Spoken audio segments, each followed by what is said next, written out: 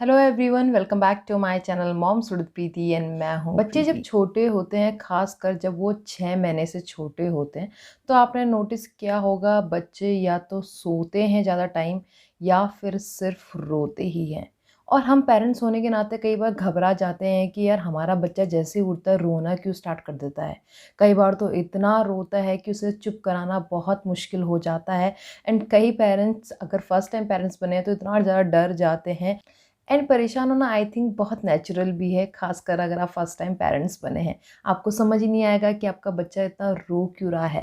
इस वीडियो में हम बात करने वाले हैं उसी के ऊपर कि बच्चे के रोने को कैसे समझे, क्या प्रॉब्लम हो सकती है कि जिसकी वजह से बच्चे रोते हैं, ताकि बच्चे के पास रोने का ही एकमात्र तरीका है अपनी बात को हम तक पहुंचाने का। इसीलिए उसके पास कुछ भी रीज़न हो, कुछ भी उसको प्रॉब्लम हो, वो सिर्फ रो के ही बताएगा।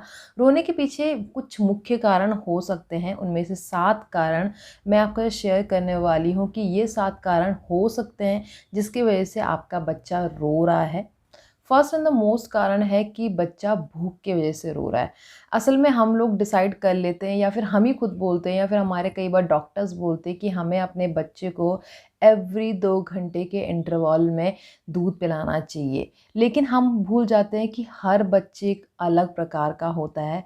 कुछ बच्चे एक ही बार में अच्छे से फीड कर लेते हैं, कुछ बच्चे बहुत कम फीड करते हैं। और हम सभी जानते हैं कि बच्चे का पेट बहुत छोटा होता है, उसका पेट बहुत जल्दी भरता है, लेकिन क्योंकि वो कंटिन्यूसली टॉयलेट करता है, पॉटी करता है, खासकर पहले के 3 महीने, तो उसका पेट बहुत जल्दी खाली भी हो जाता है। इसीलिए हम इस बात को, इस टाइमलाइन को फिक्स लेके नहीं चल सकते कि बच्चे को सिर्फ 2 घंटे के अंदर ही भूख लगेगी।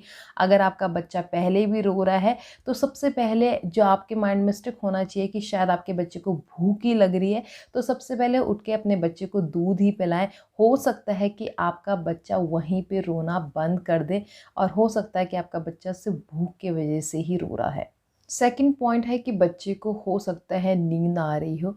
जैसे कि हम सभी जानते हैं कि स्टार्टिंग के कुछ दिनों में बच्चे 18 से 20 घंटे भी सोते हैं एंड उनका टाइम 18-12 घंटे कम से कम चलता ही चलता है। और बच्चे के लिए सोना बहुत ज़रूरी भी होता है। डॉक्टर्स भी कहते हैं कि बच्चा जितनी ज़्यादा सोएगा स्टार्टिंग के कुछ मंथ में, उसके ब्रेन का, उसके बॉडी का डेवलपमेंट उतना ज़्यादा ही होगा। तो उसकी बॉडी को नींद की बहुत ज़्यादा ज़रूरत है। अगर उसकी बॉडी की ग्रोथ अच्छे से हो तो बच्चा बहुत सोता है। एंड ये भी होता है खासकर हमारे इंडियन सोसाइटी में, क्योंकि स्टार्टिंग के कुछ महीनों में जब बच्चे होते हैं तो घर पे हमारे कई रिश्तेदार लोग देखने के लिए आते हैं। हो सकता है कि बच्चे को बहुत डिस्टर्बेंस हो रहा है, काफ़ी ज़्यादा नॉइज़ घर में है, बच्चे हल्ले की वजह से सो नहीं पा रहे हैं एंड बच्चे ऐसे में इरिटेट हो रहे हैं। तो इसकी वजह से भी आपका बच्चा रो रहा हो या फिर जहाँ पे आपने उसको सुलाया है वहाँ पे वो कंफर्टेबल फील नहीं कर रहा है, ऐसे में आप अपने बच्चे को उठाइए और कहीं कंफर्टेबल जगह पे अपने बच्चे को सुलाइए, जहाँ पे कि उसको बहुत ज़्यादा शोर शराबा ना आए, जहाँ पे कि शांति हो और बच्चा आराम से कंफर्टेबल होके सो सके। तो हो सकता है कि वहाँ पे भी आपका बच्चा रोना बंद कर दे। नेक्स्ट कारण हो सकता है कि बच्चा बोर हो रहा। अब जैसे कि मैंने कहा कि बच्चा कुछ महीने तक, खासकर 1 महीने तक काफ़ी ज़्यादा सोता है, लेकिन उसके बाद धीरे धीरे उसका सोने का टाइम पीरियड कम होता जाता है, घटता ही जाता है धीरे धीरे। लेकिन 2 से 3 महीने खासकर बेड पे ही बच्चा रहता है। ऐसे में हो सकता है कि बच्चे को नींद नहीं आ रही है और बच्चा बहुत बोर हो रहा है और आप उसके आसपास नहीं हो, तो तब भी बच्चा रोना स्टार्ट कर देता है। ऐसे में आप उसके पास जाएँ, थोड़े से उसको पैम्पर करें, थोड़ा सा उसको हग करें, गोदी में थोड़ी देर के लिए लें एंड हो सके थोड़ा सा उसको बाहर की हवा दें। बच्चे को जब एनवायरनमेंट चेंज लगेगा तो बच्चा थोड़ा सा फ्रेश फील करेगा एंड वहाँ पे भी बच्चा चुप हो जाएगा। बच्चे को एंटरटेन करने की कोशिश करें, डिफरेंट टाइप ऑफ फेसेस बनाएं। बच्चे बहुत खुश होते हैं जब आप तरह तरह के फेसेस बनाते हैं। तो जैसे ही बच्चे 3 से ऊपर के मंथ के हो जाए, बच्चे काफ़ी समझदार होने लग जाते हैं। तो बच्चे को आप एंटरटेन करें एंड हो सकता है कि बच्चा बोर होने की वजह से भी रो रहा हो, तो बच्चे को अच्छे से एंटरटेन करें एंड बच्चे को इंजॉय करने दें। फोर्थ कारण हो सकता है बच्चों के कपड़े।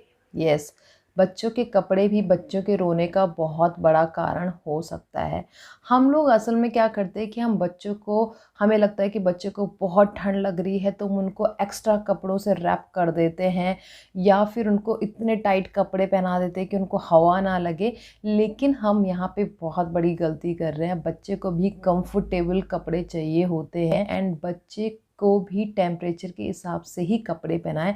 यानी कि अगर गर्म का मौसम है तो अपने से सिर्फ एक लेयर एक्स्ट्रा ही कपड़ा पहनाएं एंड वो भी कॉटन का सॉफ्ट कंफर्टेबल कपड़ा। अगर सर्दियों का टाइम है तो भी अपने से सिर्फ एक लेयर एक्स्ट्रा ही कपड़ा पहनाएं, लेकिन उस टाइम भी ऊनी कपड़ा बिल्कुल ना पहनाएं, कोई सॉफ्ट कॉटन का ही गर्म कपड़ा पहनाएं ताकि बच्चा कंफर्टेबल फील करे, उसको ठंड भी ना लगे और उसको कंफर्टेबल भी फील हो।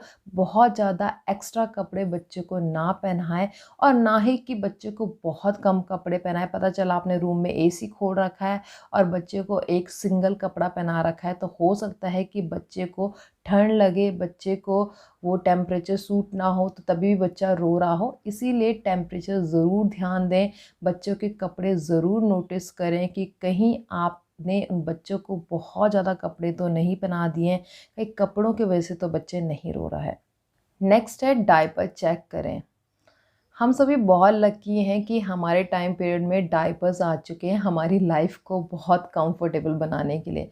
पहले तो लोग सिर्फ नैपीज़ ही यूज़ करते थे, कॉटन की नैपीज़ एंड लेकिन उसका ये भी फ़ायदा होता था कि जब बच्चा टॉयलेट करता था, पॉटी करता था तो ईज़िली हमें पता चल जाता था, क्योंकि कपड़ा गीला हो जाता था तो हमें चेंज करना होता है।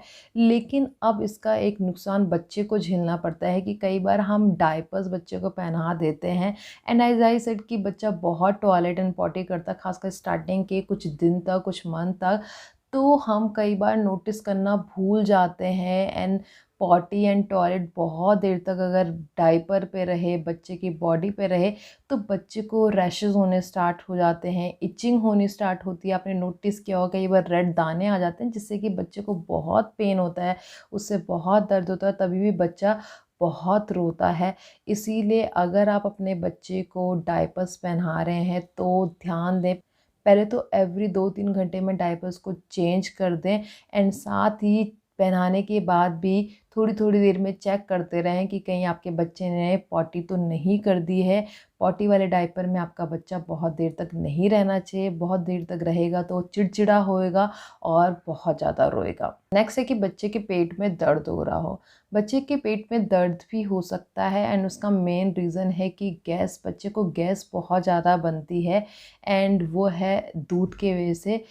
माँ के दूध से भी बच्चे को गैस बनती है। अगर आपका बच्चा फार्मूला मिल्क लेता है तो उससे तो गैस बहुत ज़्यादा बनती है, क्योंकि बच्चे को ईज़िली वो डाइजेस्ट नहीं होता है, डाइजेस्ट करने में बच्चे को प्रॉब्लम होती है, तो उसकी वजह से बच्चे का पेट फूल सकता है एंड बच्चे को गैस की वजह से काफ़ी तकलीफ़ हो सकती है।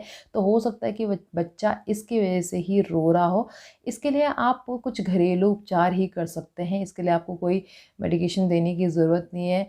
बेस्ट है कि आप हींग लें, हींग का पेस्ट बनाएं और अपने बच्चे की टमी पोर्शंस पे हल्के हल्के लगाएं, उससे भी आपके बच्चे को गैस से रिलीज़ मिलने में बहुत मदद मिलेगी। 7th एंड जो मेन कॉमन पॉइंट है जिसकी वजह से बच्चा रो सकता है वो है कि जब बच्चों के दांत निकलते हैं।